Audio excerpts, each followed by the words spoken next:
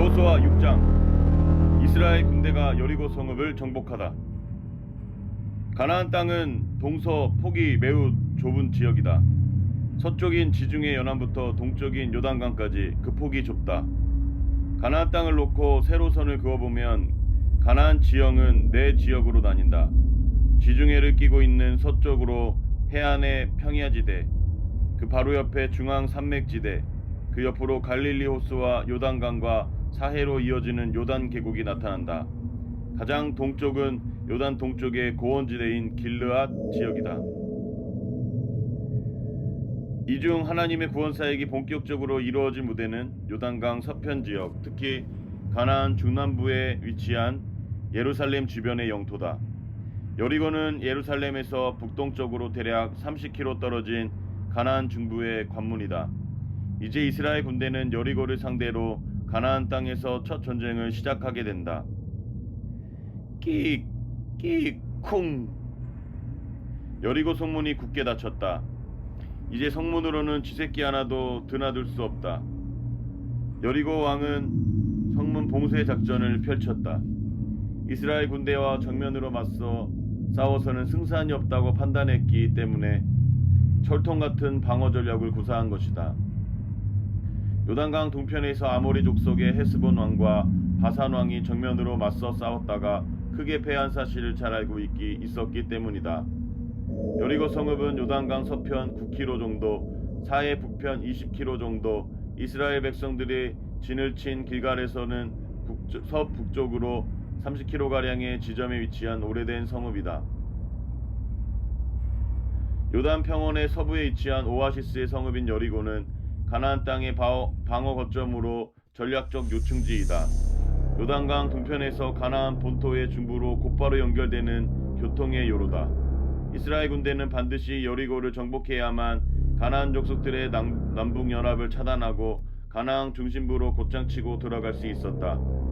여리고 왕으로서는 자신의 성읍이 무너지면 가나안 땅의 허리가 꺾이게 되므로 무슨 수를 동원해서라도 여리고 성을 사수해야만 했다.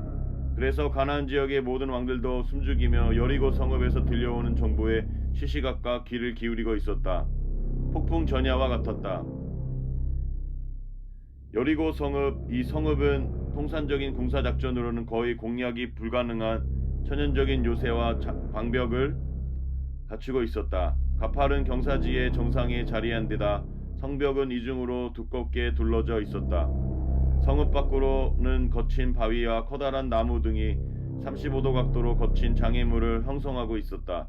섣불리 공격하다가는 사상자만 부지기수로 속출할 것이 뻔했다. 그 성읍엔 물과 양식도 풍부하여 바깥 출입이 차단되어도 몇 달은 거뜬히 견뎌낼 수 있었다. 그러다 보면 양식이 떨어진 침략군이 더는 견디지 못하고 먼저 물러가게 마련이었다. 여호수아의 지도력이 시험대에 오른 셈이었다. 가나안 땅에서는 치르는 첫 전투에서 승리하지 못하면 군사들의 사기는 꺾이고 그의 지도력은 땅에 떨어질 수밖에 없다. 그러면 속수무책으로 무너질 수밖에 없다. 여호수아는 땅에 엎드려 주께 간구하는 수밖에 달리 도리가 없었다. 주님, 어떻게 해야 합니까? 성문을 열어야 전투가 될 텐데 여리고 성읍은 너무나 견고해서 칼과 창으로는 무너뜨릴 수 없습니다. 주님, 어떻게 해야 할까요? 하나님의 응답을 오래 기다릴 필요가 없었다. 뜨거운 물 한 잔을 천천히 마실 시간도 채 지나지 않아 하나님의 말씀이 여호수아에게 임했다. 여호수아야, 강하고 담대해져서 너의 지도력을 보여야 한다. 여리고를 내 손에 넘겨주겠노라. 여리고 왕과 그의 군사들도 내 손에 다 넘겨주겠노라. 여호수아가 크게 감격해서 두 손을 들고 여호와의 이름을 찬양하자 하나님은 구체적인 작전을 하달하신다. 무장한 이스라엘 군대들 모두 동원하여 여리고 성읍 주위를 매일 한 바퀴씩 행진하여라. 엿새 동안 똑같이 그렇게 하여라.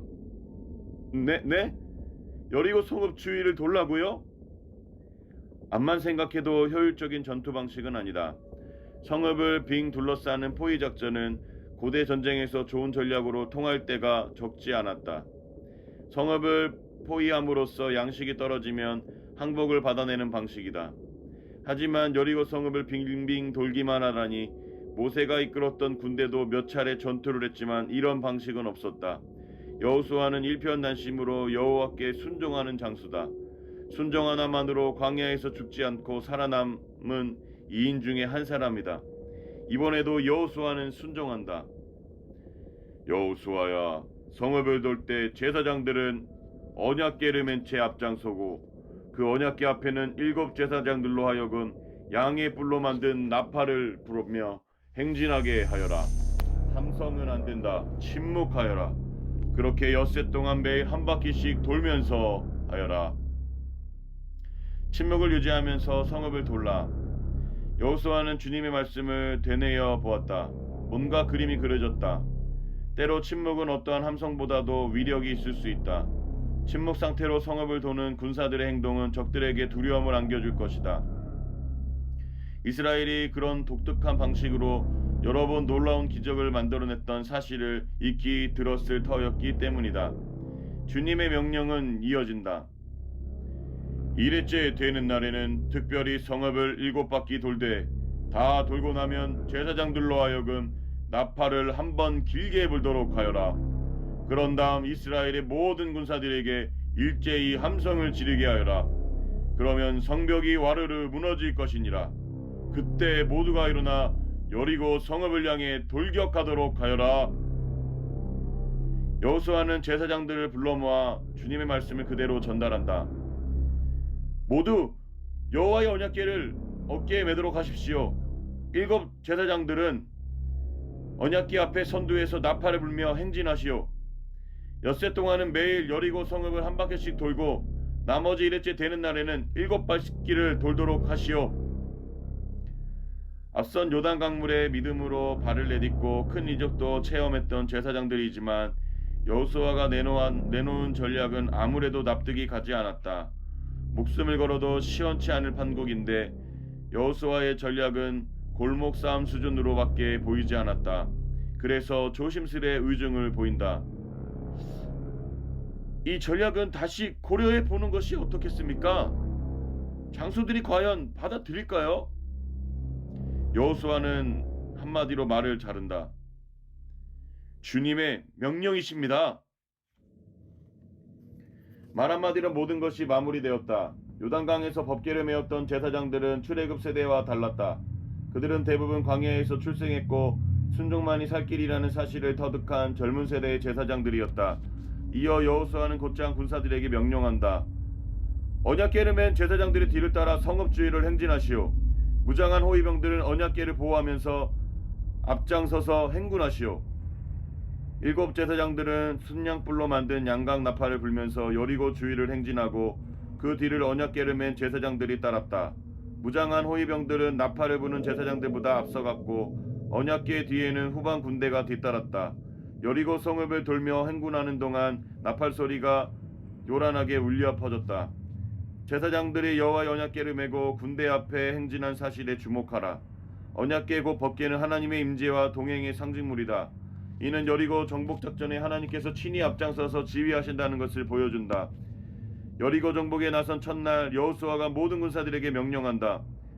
누구도 함성을 지르지 마라. 목소리를 높이지도 마라. 내가 함성을 지르라고 할 때까지는 한마디도 하지 마라.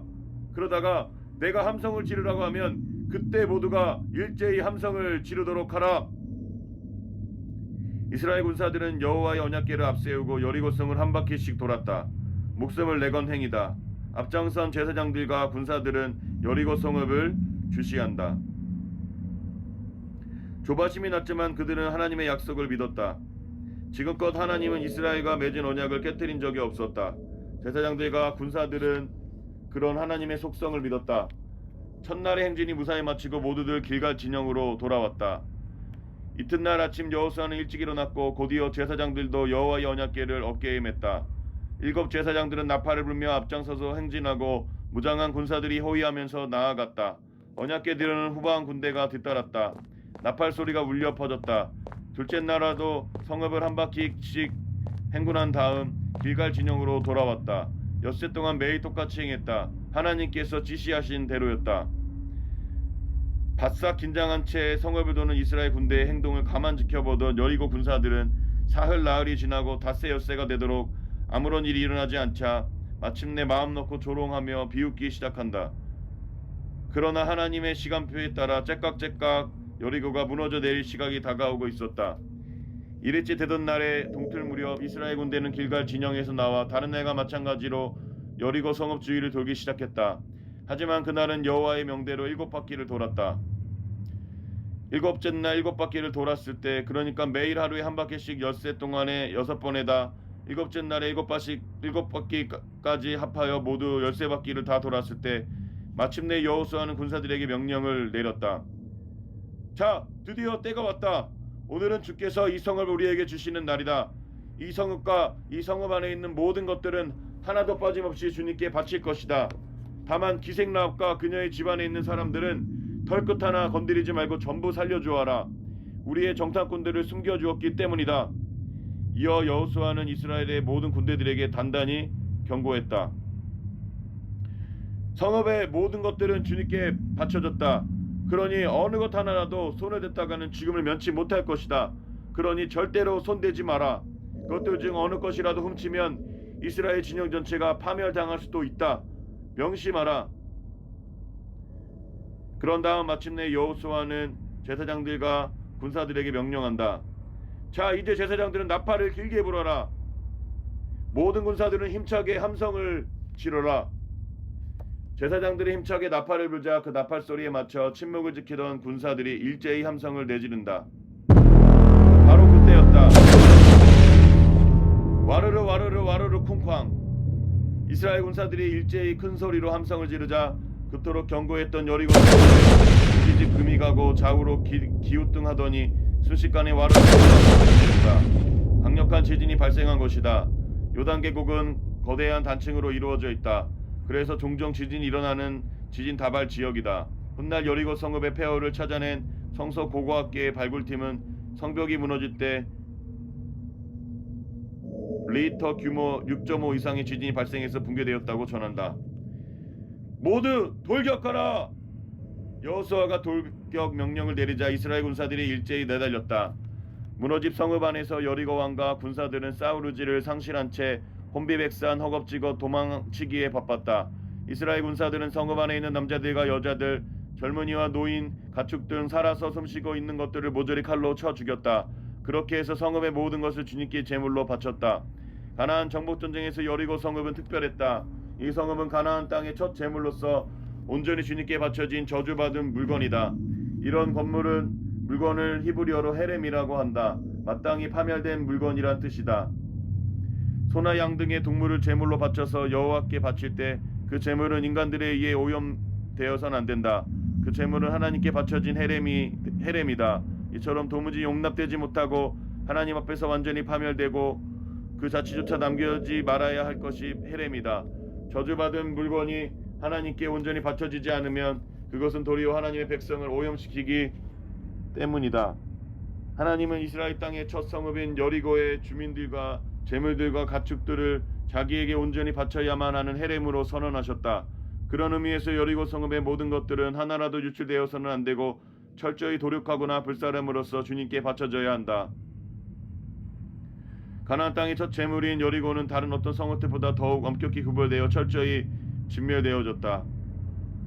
여리고를 비롯한 가나안 땅의 주민들과 가축들을 무자비하게 살육하는 행동은 단순히 잔인한 학살이 아니다. 가나안 땅의 모든 죄악 덩어리를 철저히 도려내서 하나님의 공의의 제단 위에 온전히 바친다는 종교적 의미로 보아야 한다. 여호수아는 여리고 성읍 안에서 일어나는 아수라장의 광경을 바라보다가 문득 여리고 성읍을 정탐하러 갔던 두 사람을 불렀다. 두 정탐꾼은 곧장 기생 라합의 집으로 달려갔다. 라합의 집의 창문에서 눈에 잘 띄는 붉은 밧줄이 메어져 있었기에 멀리서도 쉽게 분간할 수 있었다. 라합은 정탐꾼들의 방문에 눈물이 날 정도로 반가웠다. 며칠 만에 다시 만난 사이였지만 이제는 완전히 사정이 달라졌다. 그때는 라합이 두 사람의 목숨을 쥐고 있었지만 지금은 두 사람의 손에 라합과 그 집안의 생명이 달려 있었다. 두 젊은이는 라합을 비롯하여 그녀의 부모 형제들은 물론 그녀의 집안에 딸린 식소를 데리고 무사히 성 밖으로 나왔다. 그런 뒤 라합과 그녀의 식구들을 이스라엘 진영 밖에 있는 한 장소에 머물게 했다. 라합과 그녀의 가족들이 이스라엘 진영 밖에 머물러야 했던 이유는 이러하다. 그들은 가나안 땅에 거주했던 이방인으로서 우상 숭배와 각종 제약을 알게 모르게 물들어 있는 상태였다. 따라서 거룩하신 여호와께서 임재하고 계시는 성막, 그 성막이 있는 이스라엘 진영에 곧바로 들어올 수 없었다. 먼저 이방인의 부정으로부터 벗어나는 정결의식을 치러야 했다. 특히 남자들은 할례를 받기 위해 진영 밖에서 7일 동안 머물러 있어야 했다. 여리고 성읍을 정복한 이스라엘 군사들은 사람과 짐승은 모두 죽여 주님께 헤렘의 제물로 바쳤고 그 성읍과 성읍 안에 있는 것들도 모조리 불살랐다. 칼로 벨 수 없거나 불로 태울 수 없는 금, 은동, 철 같은 금속은 여호와의 곳간 곧 성막에 보관되었다. 이것들은 완전히 녹여 정결하게 만든 다음에 재활용되었다. 그때 여호수아가 주님께 맹세하면서 이렇게 말한다. 보라, 장차 누구든지 여리고 성읍을 재건하겠다고 나서는 자는 주님께 저주를 받으리라. 이 성읍에 기초를 놓는 자는 자신의 맏아들을 잃을 것이고 성문을 세우는 자는 막내 아들을 잃을 것이다. 이스라엘 군대는 여리고 성읍을 완전히 정복했다. 이스라엘 군대의 일방적인 대승이었다. 그날에 주께서 여호수아와 함께 하셨다. 그리하여 여호수아의 명성이 가나안 온 땅에 널리 퍼졌다. 가나안 지역의 모든 도시 국가들은 충격을 받았고 큰 두려움에 빠졌다. 이스라엘은 첫 전투에서 크게 승리함으로써 가나안 정복 전쟁에서 결정적인 승기를 잡은 것이다. 그렇다면 기생 라합은 이후 어찌 되었을까? 여리고 성읍의 기생 라합, 그녀는 극적으로 구출된 뒤 정결의식을 통해 이스라엘의 공동체의 일원이 된다. 이후 라합은 유다 지파의 한 족장인 살몬과 결혼하여 보아스를 낳는다. 그 보아스가 모압 여인 룻과 결혼하여 오벳을 낳고 오벳이 이새를 낳고 이새가 이스라엘의 성군 다윗을 낳는다. 한때 여리고 성읍에 위천한 기생이었던 라합은 이스라엘 역사상 최고의 성군인 다윗의 고조할머니가 된 것이다. 그녀가 메시아 예수의 종보의 이름에 오르게 되니 크나큰 영광을 누리게 된 것은 듣고 믿은 대로 의심하지 않고 행동했던 그녀의 순전한 믿음에 대한 하나님의 크나큰 보상이었다. 여호수아 6장 말씀입니다. 아멘.